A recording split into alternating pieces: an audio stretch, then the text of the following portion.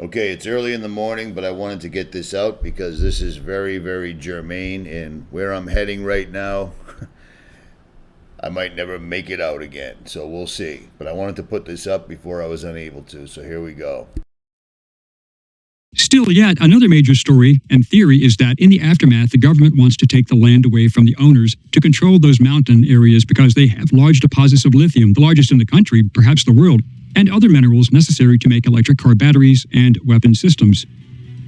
The problem with that is that the government must have justifiable reasons to take private property. Even if they invoke eminent domain, the owners must be adequately compensated.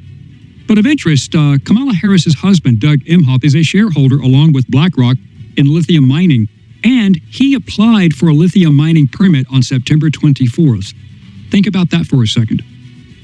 According to the Forbes report, adding to the conspiracy theory, Steve Peters stated in a video, "Here's an interesting fact about the region of North Carolina. It sits on the biggest lithium deposit in the United States.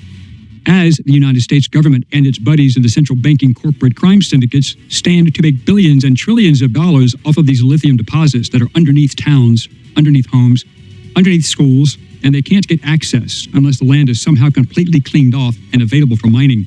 What better way to do that than by washing away the people who live there and all that they own and blaming it on climate change?"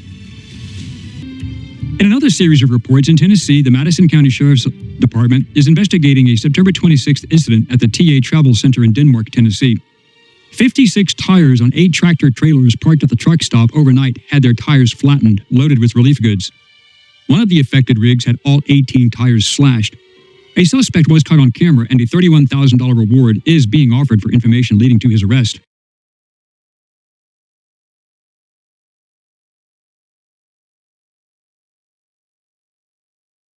The suspect was caught on camera, and a $31,000 reward is being offered for information leading to his arrest.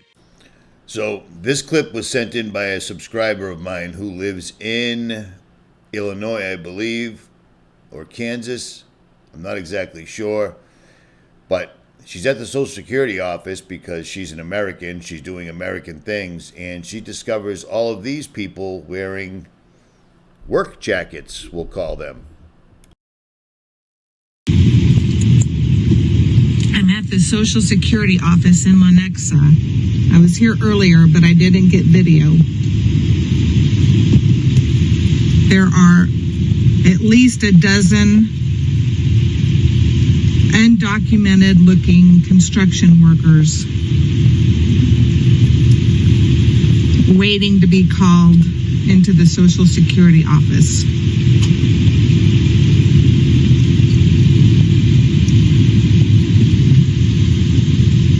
So 2 things. Take note that these people, when they notice somebody is filming them, they all make sure they turn away and put their hoods up.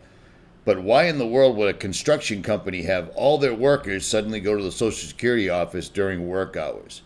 This is a non-governmental organization simply putting what appears to say Hermes construction jackets on a bunch of undocumented people and trying to slide them through the goalie. This is how devious these people are. Kansas does not ever see anything like this.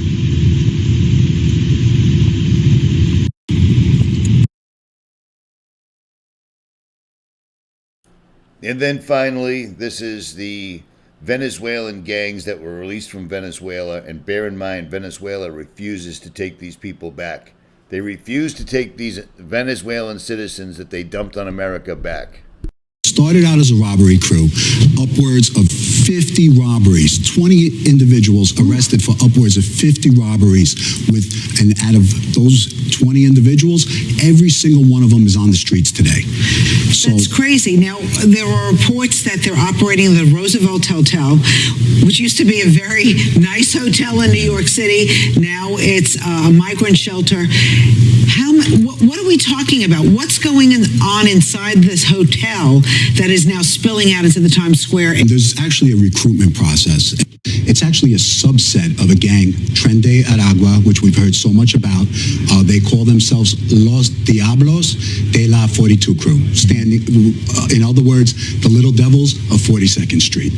So these are individuals that hover in and around 42nd Street. They're basically a robbery crew, you know, and they've gone in and around Central Park, in and around Times Square, and we like them for committing upwards of 22 robberies, and they range anywhere from snatches to wolf pack type robberies. When I talk wolf pack type robberies, I'm talking anywhere between 4 and upwards of 16 individuals surrounding soft targets, tourists, and taking them of their possessions, and weapons used, knives to upwards of guns. Yeah. I mean, SAPD, we received several complaints from an apartment complex in the 300 block of Sahara Drive about multiple narcotics violations, human trafficking, and threats to apartment personnel.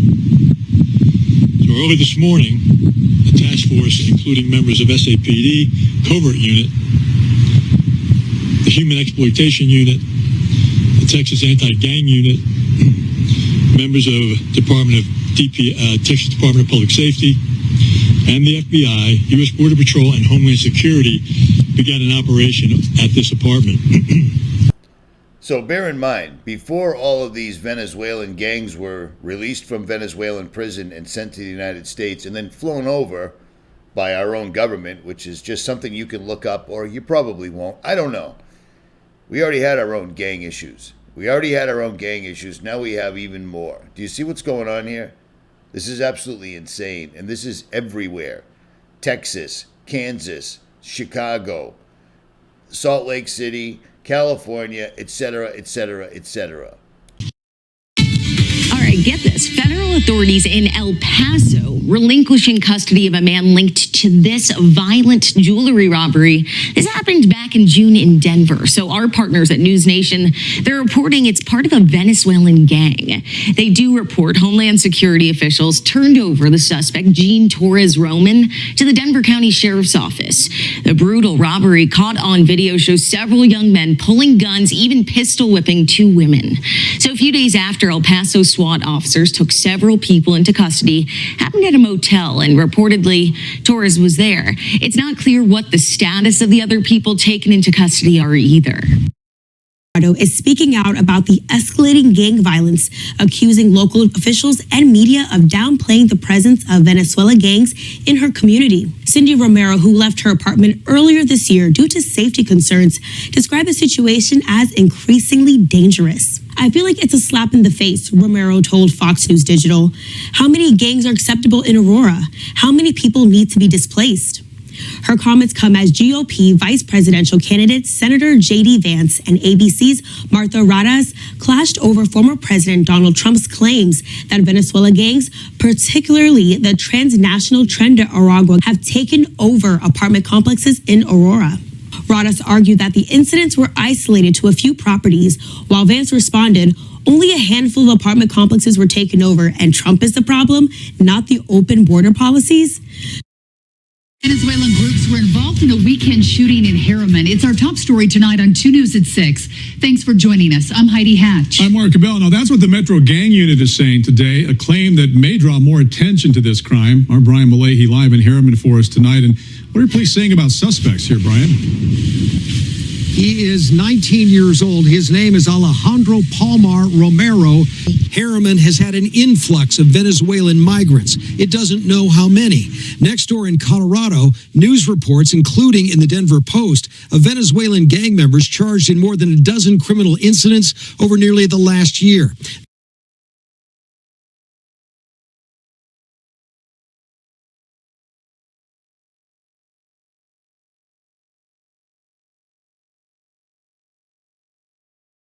Oh, Utah, here's another fun one. So yesterday, 9/26/24, we reported that there was a Venezuelan gang involved in a shooting in Harriman, Utah.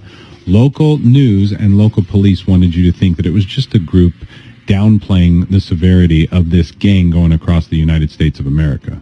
This happened in Harriman, Utah, which is a very conservative town just southwest of Salt Lake City. But now we're finding out just a few days ago that just north of Salt Lake City, in a very conservative town called Kaysville, this happened. J. Luke Taylor said this: "It's not often I get into politics, but sometimes things hit close to home that force you to think more carefully about the things that matter most. Last week, while I was out of town for work, I received a call from my daughter at 7 a.m. When I answered, she said, 'Dad, I think I'm going to die,' in a tone that sent shivers down my spine. I immediately knew something was very wrong. After trying to understand what was happening for what seemed like an eternity, my son finally ran my daughter's gab watch downstairs, where I heard my wife weeping to a 911 dispatcher on the phone. On Wednesday the 18th, while my two older kids were in my kitchen getting ready for school, my daughter noticed a man in a black hood carrying a baseball bat over his shoulder attempting to break into my house through the back door. He was wearing one black latex glove on his left hand and was making his way around the house to the other doors. The kids immediately ran upstairs to tell Erin, who was with a sleeping Benny in our bed, that someone was trying to get into the house, and without hesitation, she locked the kids in the most secure room in the house, grabbed the gun, and called 911 and ran downstairs. This man was high as a kite, out of his mind, and my wife witnessed him get into the outside detached garage as she had police on the phone. Response was excellent, and handling the situation was great. The police arrived just as he was sneaking back out of the garage and told him to put his hands in the air. He was cooperative. They finally arrested him at gunpoint after I had to listen over the phone. Never felt more helpless in my life, and my wife sobbed in fear of her life and our kiddos' lives. It turned out the man was here illegally, with no documentation. He had weapons in his pockets and bags filled with alcohol. Almost a week has gone by, and I'm still getting woken up several times at night to a jolting, on-edged wife who is experiencing night terrors, whose brain hasn't been able to shut down since the event. There's about a million things I could say about what happened and the aftermath of what my wife and kids are experiencing. But if this can happen in Kaysville, Utah in broad daylight on a weekday, it can happen anywhere.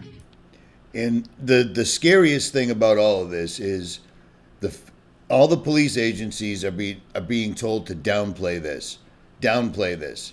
Sometimes they're even saying it's not the right color person. You know what I mean? They're saying it was a white guy. It's just amazing how they're downplaying all of this. But this is part of the plan. And also, I just wanted to remind you of this, because this is just, again, some crazy conspiracy theory coincidence, I'm sure. But of interest, Kamala Harris's husband, Doug Emhoff, is a shareholder along with BlackRock in lithium mining, and he applied for a lithium mining permit on September 24th. Think about that for a second. Now, for those that aren't keeping score, September 24th was the day before the hurricane showed up in North Carolina. What a strange coincidence, right? I mean, strange coincidence. How these people always do this as the event is occurring or the day before the event is occurring. This isn't a mistake. This is a plan. Richie from Boston. I'm out.